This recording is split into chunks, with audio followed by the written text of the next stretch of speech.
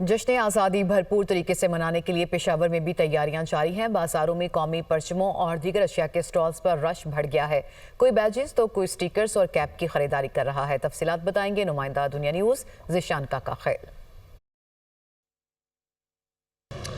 जी बिल्कुल, मुल्क भर में जश्न आज़ादी की तैयारियां जो है वो ज़ोर शोर के साथ जारी है।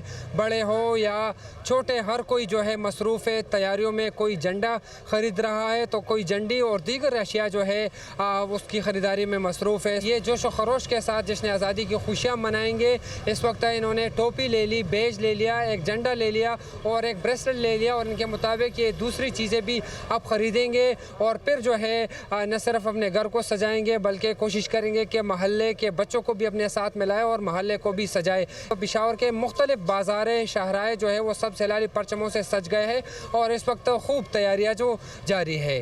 जी।